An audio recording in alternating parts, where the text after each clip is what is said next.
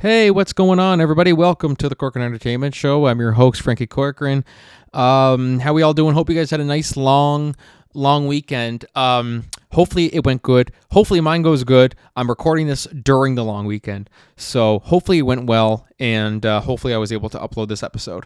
Um, First off, just before we start today, I want to give a quick little plug for our music and storytelling series, which is continuing at the Chatham Public Library this Saturday, May 25th. I'm excited to be there with Labib Palis, who, of course, plays the violin. He was on the podcast. Him and Natalia were, of course, on from Concert Time Collective. Also, thanks to everyone who showed up for their latest one, the Viola Voyage, which was, of course, Estelle Salmon and Annika Fournier. And so now we are going to continue it. We have two more left. May 25th, 2 p.m.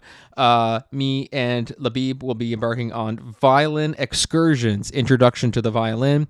And then June 1st at 2 p.m., we have The String and Giggles, which is basically the big grand finale with some comedy, theater elements thrown into there. So that's going to be a lot of fun. That's at the Chatham Library. And don't miss out. Don't miss out. It's a free event as well, too. And who doesn't like free? And yeah, it's going to be a great time. It's going to be a great time. And we appreciate all the support so far. It's a great project that we've embarked on in partnership with the Concert Time Collective. And yeah, so hopefully you guys will come on out and show some support. Anyways, moving on to the show today, because that's why you guys are here. Definitely be sure to come out to those events, but you're here for the show. You're here for the guests. You're here to hear what we're talking about and who we're talking to today. Well, today I am talking to Mr. Jayson Johnson. He's an award-winning filmmaker who was actually mentored. This is amazing. He was mentored, by I swear to God, the Francis Ford Coppola at Francis's Winery. And that's kind of how we got to start in the film industry. So that was absolutely fantastic when I heard that. And right now he runs Strike 5 Films. He's a writer, producer, director, and he's amazing at what he does. He's absolutely fantastic, and he's also working on his first big feature-length film. So we talk about that today. We talk about today's generation, a little bit of everything. We talk about all kinds of stuff. So definitely stay tuned for that. Later in the show, I'm going to talk about the recent announcement that, of course, Ted got a season 2, which I'm so excited about. And I just also watched the Tom Brady roast. Did it go too far? Was it not harsh enough? Was it too hard? Yeah, we'll talk about that later. Anyways, guys, without further ado, sit back, relax, and enjoy the podcast today.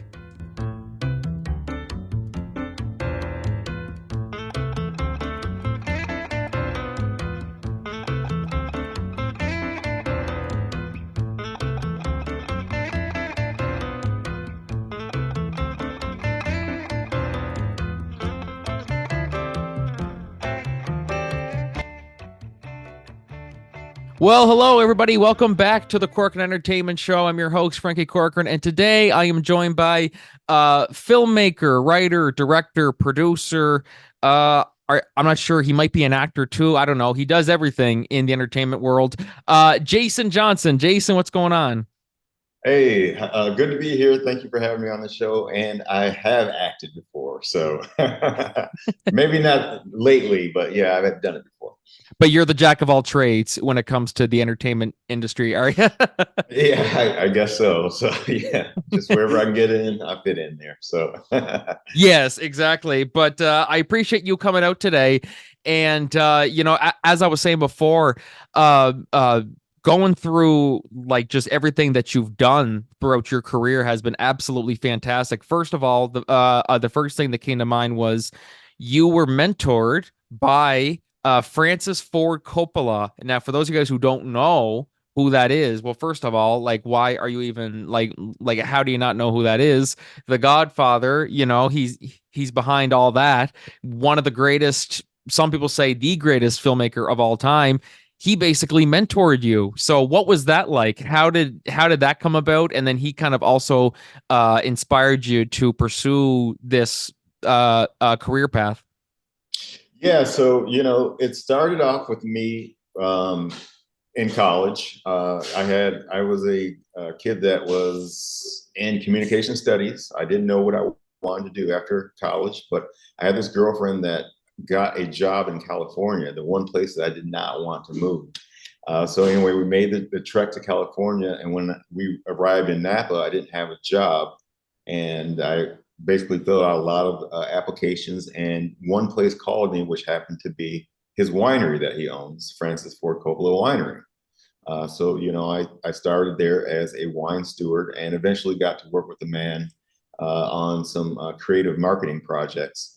So that's kind of how I got that's the abridged version of how I got my way to work with Francis. But yeah, it was excellent just having that opportunity.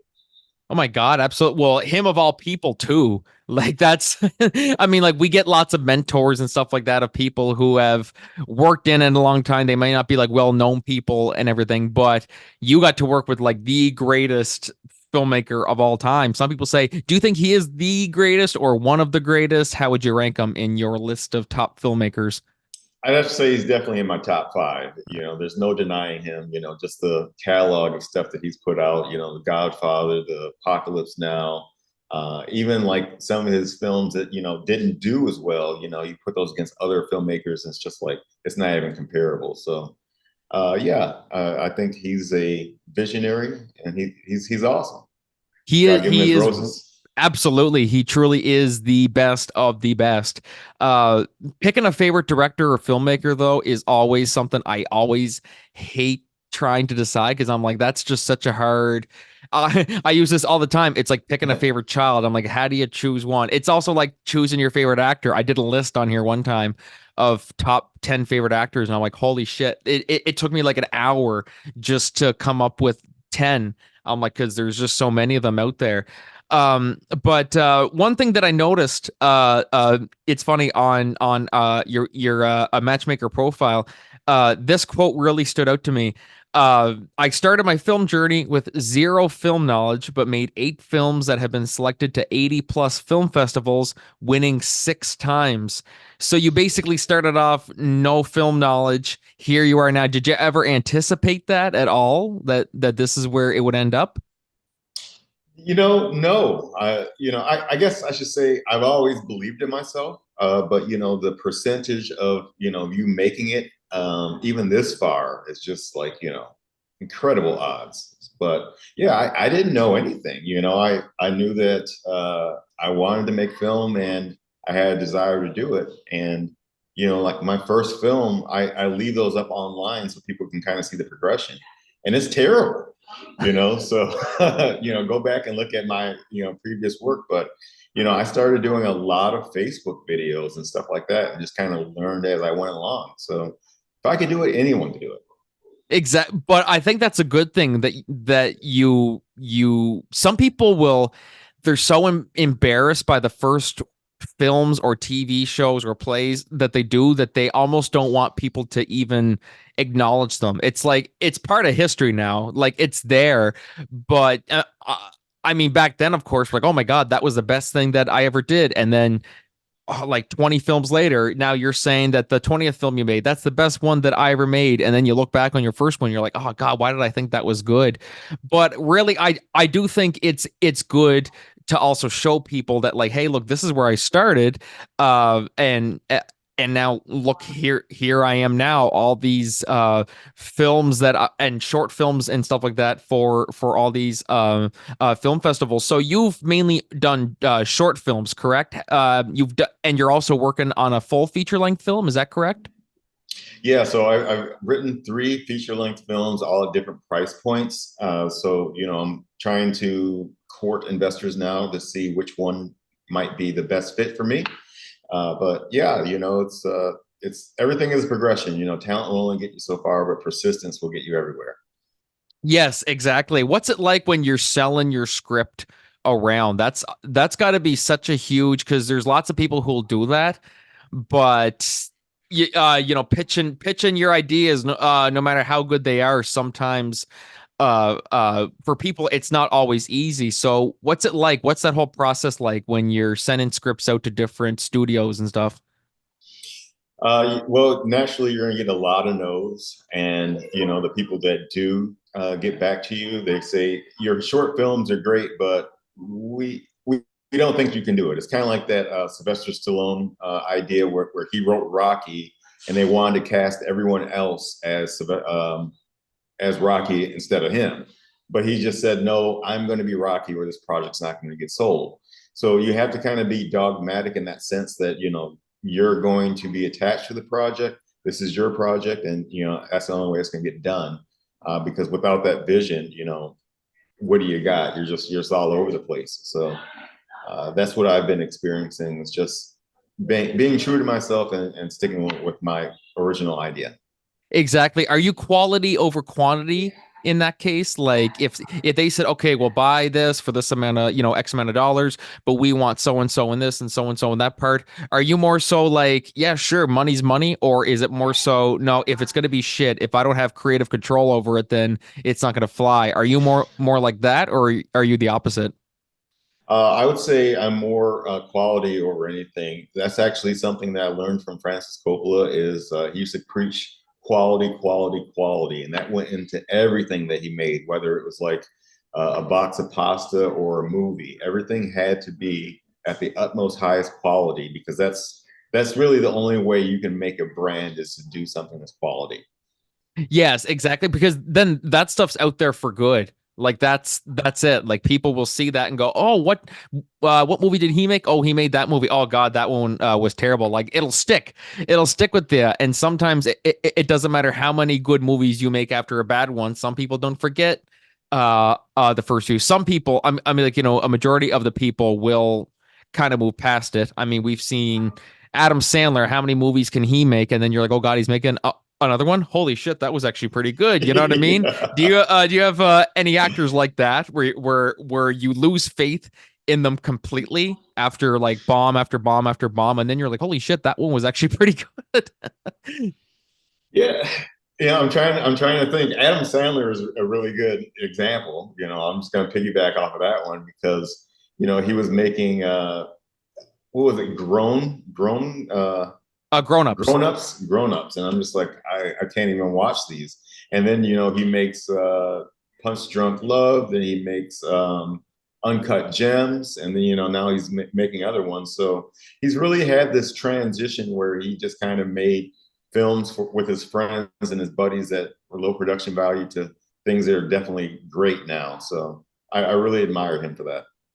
No, exactly. And some people might say, "Oh, he has to stop. He has to stop." It's like, okay, I mean, you don't have to watch his movies. You know what I mean? Like that's the thing. Like Yeah. there's like people can say whatever they want about how bad his movies are, but then they also bet the farm on people like that who will still go out and see it every single time, like, oh, Adam Sandler movie, oh God, that movie, I'm not going to see it, and then boom, they end up going to see it. That's why they made like seven Transformers movies. Like it's that's just the way things go. I wonder why that is though. Do you have an opinion why that is, of like why people, no matter how bad a franchise can get, why they will, like, what keeps them coming back even though the franchise just doesn't seem to be getting any better? Do you have any franchises that you follow that it's almost like a toxic relationship? Like, I hate it, but I also can't stay away. Yeah, I'm trying to think. I'm usually early on the bell curve. So if I don't like something, then I just kind of ditch it. But I have a theory on why people keep going back, and it's either that they're like a super fan that this IP can't do any wrong in their eyes, or they're just bored because what else is there to do but to go see this film? So I don't know. That's my theory. I think a lot of times it's easier to trash something than to give it praise. But we live in an interesting time. That we do. What a world we live in there now, where Jerry Seinfeld has made an unfrosted movie, and which a movie about what is it, Pop Tarts? I still haven't seen it yet. But and then also here we are now in a day and age where people are a little more sensitive to things, because one thing I just watched, the roast of Tom Brady. Did you watch it on Netflix? I didn't, but I saw some of the highlights and I was like, ooh, that's interesting. Exactly. I mean, like, guys, we will touch on that later in the solo segment, on whether it crossed lines.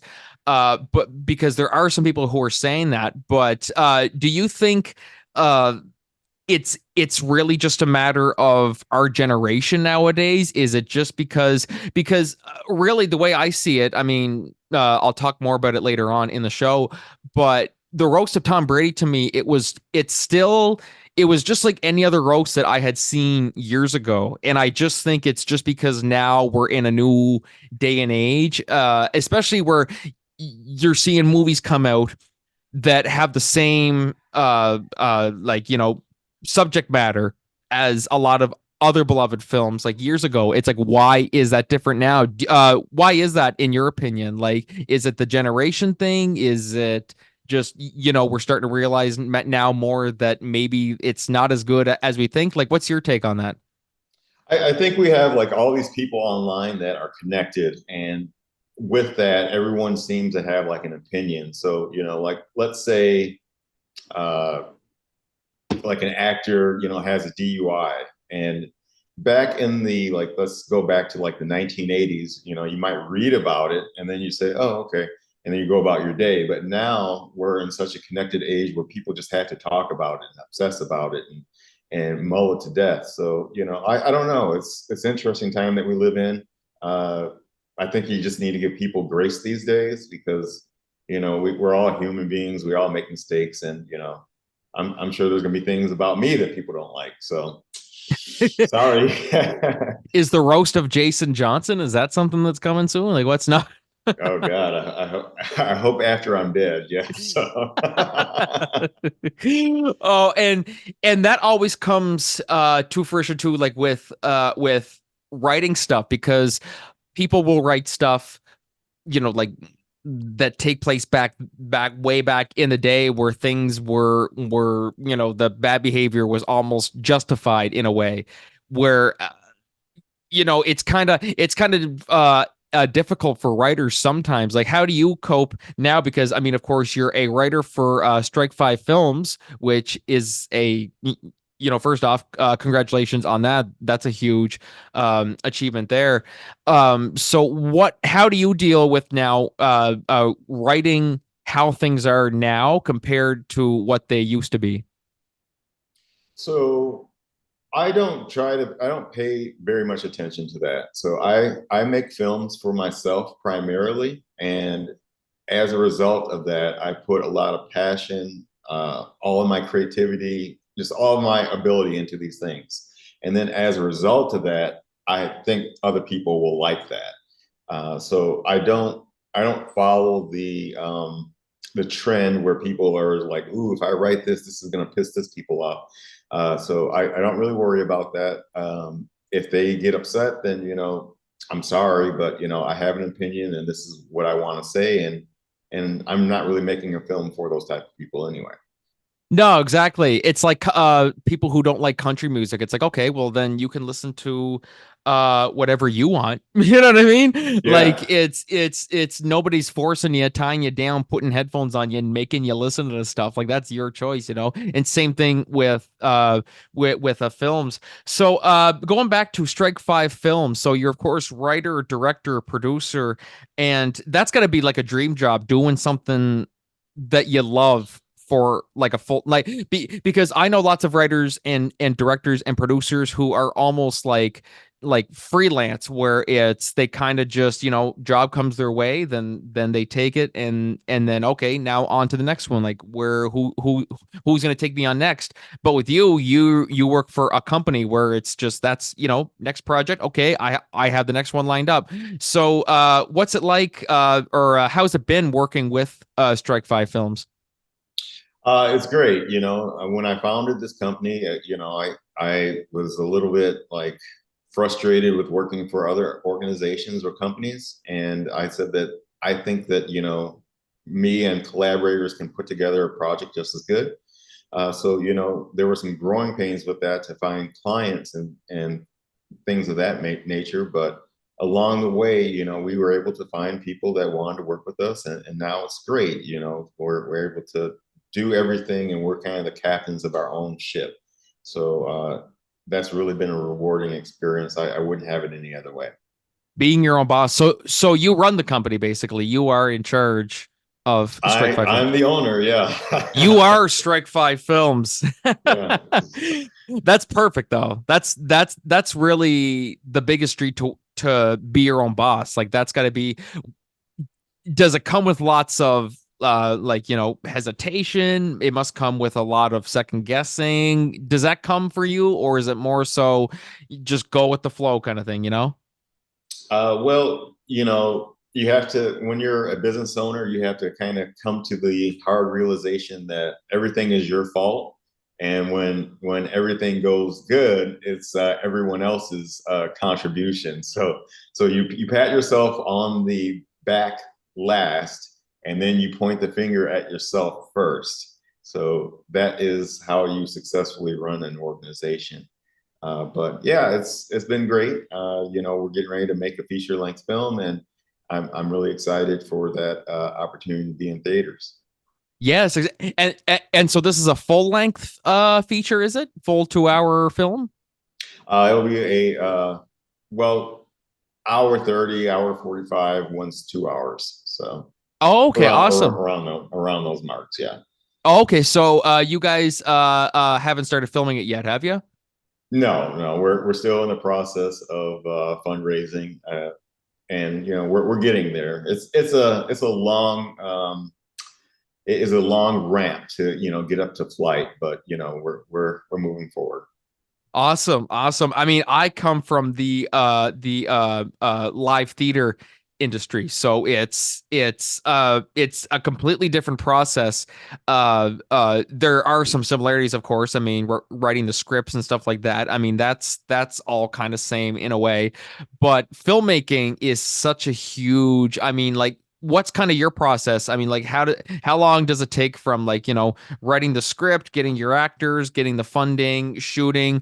Normally, like, average, well, especially for like the short films, like, average, how long would it take production wise? Um, well, it's interesting because like some short films, we have written them and we produced them probably within like a month. That's like the quickest turnaround. I'd say on average it takes probably about 2 years. And with these feature length films, I'm just going to average it out to about 5.5 years that it's going to take from the time that I wrote it. I put the last period on the script to the point where we are actually filming. So about 5.5 years. 5.5. Wow, that's crazy. Well, and it's almost good though in a way because you don't want to rush it, and that's the problem. Like, some people say, "Okay, I gotta have the script done next week. Do you have the idea?" No, I'll kind of like like, you can't rush those types of things. Like, Yeah. that's. Do you have people who say, "How hard can it be?" Like, script writing. Like, I see some comments from people like just saying like, "Oh, come on, it can't be that hard." Sometimes I feel like Yeah. saying, "All right, here's a laptop. Write me a script." Like, how would you describe your writing process? I'm always intrigued to hear how people go through that. Like, writer's block is just the biggest bitch in the world. But how do you fight through it? Do you get much of that? I do, just like any other, I would say any other creative, they have some type of writer's block or, creative block. For me, it starts with an idea like I have, and it could be like an idea of an idea, like, John goes to the, liquor store and buys cigarettes. And then from there, I get a notebook and I just start writing down, conversations I hear on the street. People actually say a lot of funny things when, no one's looking. So, I just make a mental note of that and we'll write that down. And then from there, it just kind of snowballs into something that, I eventually have enough ideas that I start to try to organize them in some, like, chaotic way. But yeah, but that's usually how it works. Okay, awesome. Like, there's so many different ways to go about it. And I like I mean, like it's cool to write like period pieces, like how people used to talk, but sometimes it's always difficult because it's like we weren't there. Like it's hard for us to write how they talk. I know how they talk. It's like okay, but we weren't actually there. We just go by of what we hear and what we see in movies and stuff like that. But writing like a modernized script is easy in the sense that we you just write how people talk. Do you mainly stick to like modernized pieces, like you don't normally go in like period or back in time or anything like that? You never do you like those kind of scripts or? I do, I would definitely like to do something on the 80s, 90s, something like that. Even the 70s, that would be really cool.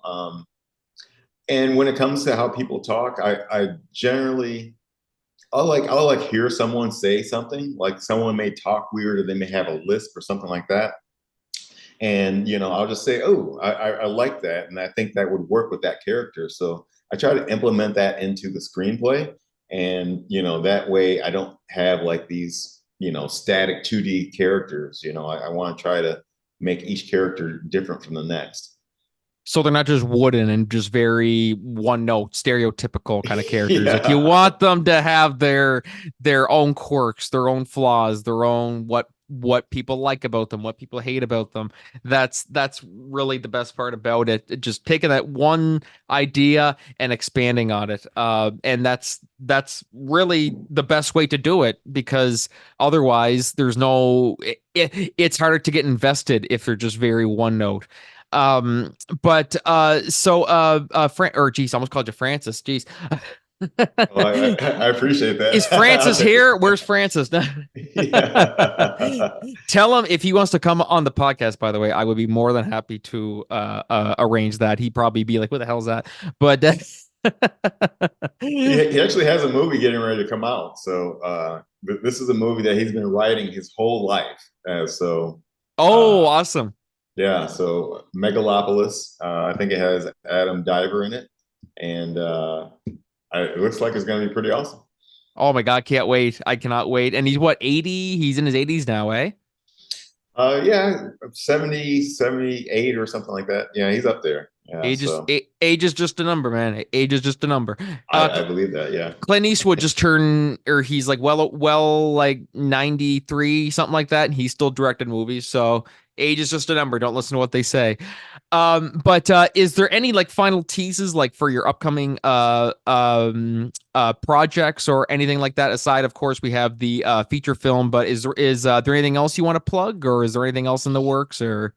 Yeah, so in addition to a filmmaker, I also have a film-inspired streetwear line, and I have hats and shirts on my website. So that is, I'll give you the links for that. But you can also find my film company by just Googling Strike Five Films, and that should take you there. And alternatively, if you Google me, Jayson Johnson, Jayson is spelled Jayson.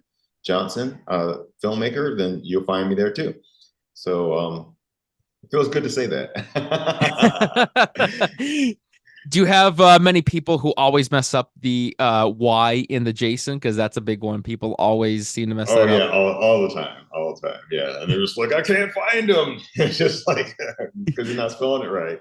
Yeah, no, So exactly. People be typing in the guest for this episode. He doesn't exist. Who the hell are you talking to? Oh, like yeah, like no, don't worry, he's real. Don't forget the Y. And yeah, the Y's always are the worst because mine's Franky, but then there's always the people who spell IE, and it just I'm like, oh, I mean, like I get it. People will do that. I mean, if I didn't see your name before we started this, I would have thought Jason, like without the Y. mm-hmm. But so thankfully we didn't make that mistake. But Jason, pleasure talking with you, man. We could talk all day about this stuff, but I know you're very busy with all your projects and stuff like that. Where can people find you on social media or anything like that? So I'm on. Let's see. I'm gonna go through the list here. I'm on Instagram, Facebook, Twitter, LinkedIn, and YouTube. And you should be able to find me just with spelling my name Jayson Johnson, and then add a film onto that, and then you'll really get all the stuff. So Jayson Johnson film. and you'll find me on all social media networks. Perfect. Awesome. Well, Jayson, best of luck to you, man. Congratulations on all your success. Tell Mr. Coppola that I say hi and that I'm a fan. And definitely best of luck, and we'll have to stay in touch because I'd be absolutely interested in doing some sort of collaboration. Maybe we can work something out. Yeah, that sounds fantastic. Yeah, absolutely. Awesome. So, guys, we are going to take a short break. We'll be right back. But until then, this is Franky and Jayson signing off. Take her easy, man. Take it easy.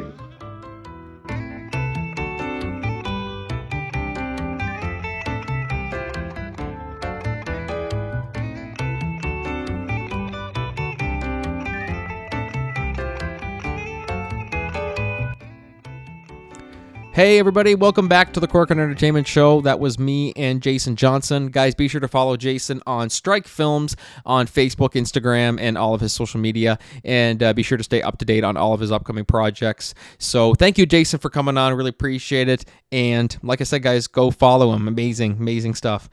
So moving on to our... sorry. I'm not sick. Just my throat's kind of dry. It's been like that for like a week or so, and it's kind of getting better and then also not. So, sec here. I'm going to take a little sip of the water there. All right. So, that should be better. Anyways, yeah, guys. So also, just a quick reminder before we get into this. Take care of yourselves, guys. There's lots of people here getting sick nowadays. It's the summertime. You don't want to be cooped up in the house sick. This time last year, I was like bedridden with a ridiculous, nasty friggin' flu. Taking a trip down memory lane, not really memory. Anyways, guys, just make sure that you stay safe, take all the proper precautions, and try to enjoy the summer because it's going to be a nice one this year. We're already on the right track. So moving on to our first solo discussion topic today is, of course, the announcement. Now, I can't remember how far back I did this. I think it was probably February-ish or so when I finished the first season of course, the Peacock series Ted, which was, of course, the prequel to Seth MacFarlane's two big hits, of course, with the talking teddy bear, pot-smoking teddy bear. And they did, of course, a prequel series. For those of you guys who don't know, they did a prequel series for it about Ted and John's early days. John was replaced, of course, Mark Wahlberg. If they're doing a prequel that takes place in high school, they kind of have to recast them.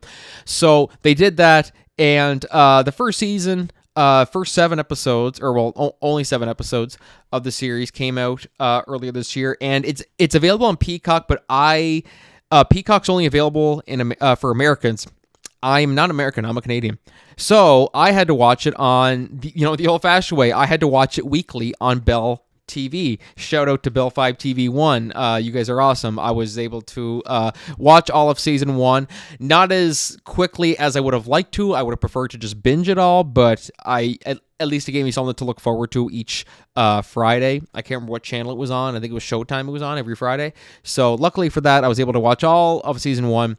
And after watching that, I made a podcast discussion where I'm basically saying Ted needs a season 2.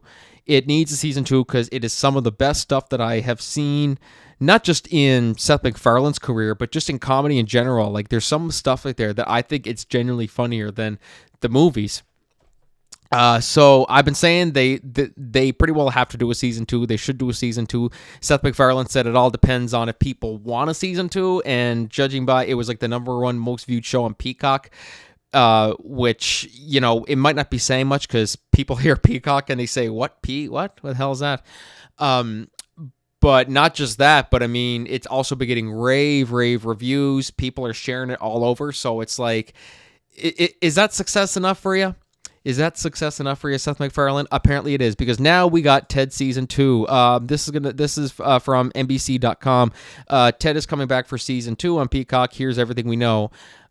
Bear witness the return of everyone's favorite foul-stuffed animal, Ted. I like what they did that. Bear witness. Peacock's hit prequel series to Seth MacFarlane's 2012 comedy, the same name, has been renewed for a second season. The streamer announced today, but this was last week. We didn't cover it last week because we had, of course, the Love, Loss, and What I Wore Insider podcast. Ted, which broke records when it premiered in January of this year, takes place before the events of the movie, which starred Mark Wahlberg as a Massachusetts man who lived with his best friend Teddy Bear, who came to life when he was a kid. In the series, MacFarlane, the creator of Family Guy, reprises his role as the voice of Ted, while Max Burkholder plays a 16-year-old version of John living at home in 1993, which, by the way, Max Burkholder did a excellent Mark Wahlberg impression. Or, like, not necessarily an impression. He wasn't, like, trying to copy him exactly, but to seem like a younger Mark Wahlberg, he did absolutely fantastic. Kudos to him for it. Scott Grimes and Alana, I'm not sure how you pronounce her name, Ubach, co-star as John's parents, Maddie and Susan, and Georgia Wiggum plays Cousin Blair. And they were fantastic additions to the show, by the way. They were excellent. The parents, of course, were there in the original, but they were played by different actors, but I think they work better in the show. Ted was a huge hit for Peacock, as it was the streamer's most watched original title, and, according to Nielsen, was the #1 original streaming comedy in the U.S. for more than 2 consecutive months after its January 11th debut. The show was also a success in the UK, Australia, and Canada. Folks just love that bear. They really do, man. They really do love that bear. When does Ted Season 2 premiere? There are a few details about the second season as of this time. Peacock did not announce a release date for the second season, nor did it specify how many episodes it would be. The first 7 episodes, all of which was dropped on the same day on Peacock. Filming for the first season began in August, and the show premiered in January. So presumably it won't be long before Ted and John are making mischief on Peacock again. And then talked about some of the other stuff. Now, this is something. Now, I did catch this. I did catch this right here. So it says the first season, 7 episodes. Filming for the first season began in August, and the show premiered in January. So I had to think about this because I remember it was like 2022. They had announced that, yay, the Ted show has finished filming this and that, and then it was like a year went by. We're like, didn't they just finish filming season 1? Why? Where is it? And then it came out like a year later. So basically, this is what the actual timeline is. Filming began August 2022, wrapped around November, December-ish, and then it premiered in January 2024. So now it's saying presumably it won't be long before Ted and John are making mischief again. Now here's the part that I'm thinking. The reason why it probably took so long, I don't know this for sure, but I think it's pretty easy to tell. The CGI on Ted, it was like, I think they said it was like $10 million an episode. It cost $10 million to do per episode for Ted, for the effects. So you can see right there that's any other sitcom or TV show would be done by then. But because this is a show with a talking teddy bear, things are a little bit different. So I don't anticipate us getting season 2 anytime soon. Just judging by now, it doesn't even matter how many episodes they do. Some people say if they do 5 episodes, then they can maybe get it quicker. I don't think that would make a difference. 10 million an episode, and then do the CG, like, it's just, I don't think you can do it all in like 5 months. So I think if I had to guess, I'm going to say we're not getting season 2 this year. Probably maybe late 2025. You know, I mean, I'd love to see it done as soon as possible, but I mean, if it took them this long to get renewed, so they probably, who knows, maybe they already have the season written, maybe they can start filming soon, but I wouldn't anticipate it this year at all. I really, really wouldn't. As much as I'd love to see it, I don't think it will. But who knows? Who knows? Maybe once because I think now that they've done a good job at, they know what they're doing. They know what they're doing now. So maybe they can get out quicker. I don't know. We'll have to see what goes on. But if I had to guess, I'm going to say probably mid to late 2025, leaning towards probably fall 2025. But that's just my prediction. You guys can let me know what you guys think about that on social media. But regardless, Ted Season 2 is confirmed, and I couldn't be more happy about it because the show was absolutely fantastic. It was much better than I think it had any business of being. And I'm just so stoked to see what they do with season 2 because, I mean, they got a lot of stuff that they can still do. John's still in high school. We can see him in his college years. Hopefully it gets us 5 seasons. God, I'd love to see it. Hell, young Sheldon got 7 seasons. So if that can get 7 seasons, I think Ted can get a lot more. But definitely, guys, be sure to let me know your thoughts on that topic. So our last topic to discuss today is something that I really didn't think we'd ever get.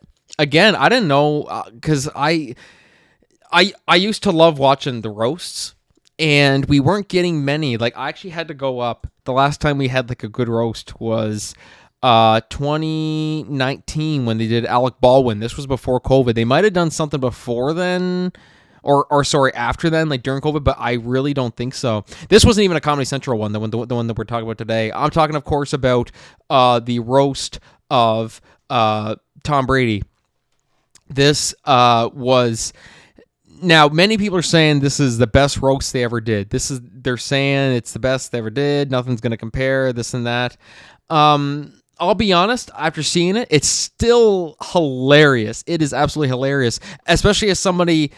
I was surprised that I liked it as much because I never really watched. I mean, I'm not a football guy, so I didn't really know a whole lot about what Tom Brady was about. I had to look some of it up, but. Oh my God! Like, wow! It was like they went for every conceivable, my God! They showed no mercy on Tom Brady. They really, really didn't. And while I think it wasn't the best roast, I think it was certainly it was fantastic. Don't get me wrong. Honest to God, I still think my favorite roast might be Charlie Sheen. Charlie Sheen's roast was just hilarious. I kind of go back and forth between because there's so many great roasts. The David Hasselhoff one was hilarious. I absolutely love that one. I love the Larry the Cable Guy one. The Bob Saget one was hilarious. So it's so hard to choose one roast that was your favorite. Justin Bieber, of course. Justin Bieber was a big one.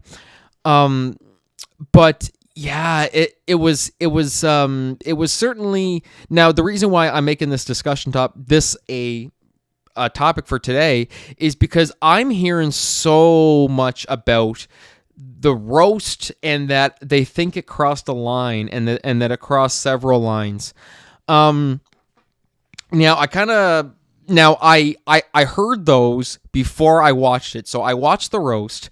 I thought it was great. It was really, really good. They really went for it, like I said. But do I think it crossed lines? Well, compared to other roasts, they say it was the most brutal. It was this and that. I'm like, I don't know. I mean, I think to me, it was just the same as any of the other roasts. In the sense that, I mean, look, it's tricky to say because I think it could be, as me and Jason were talking earlier in the show, it's like, and also as the title of the episode suggests, same humor, different generation. That's what I think it is, because everything that I've heard on the Tom Brady roast, I don't think it's any different than the stuff we've heard in the Charlie Sheen roast, in the David Hasselhoff roast. Sure, they're talking about stuff with Tom Brady's ex-wife and stuff, but there were jokes made, like in the Bob Saget roast, they made jokes about the Olsen twins, which I guess was offensive to Bob Saget, whatever. There was the David Hasselhoff cheeseburger situation. They brought that up. Charlie Sheen, they brought up all of his troubles. Justin Bieber's wrote, like, there's just, so to me, the Tom Brady roast wasn't any different in my opinion. When I compare it to all the other roasts, I think it's just today. And I know that might just sound like an easy out, but no, like I generally, because I was just trying to compare. I'm like, okay, people are saying that the Tom Brady roast was brutal and it crossed all these lines, stuff like that. I'm like, okay, but you look at all the other roasts, nobody was saying much back then. I mean, there was the odd one back then, like the one that stands out to me. I can't remember. I'm pretty sure it was the Charlie Sheen roast.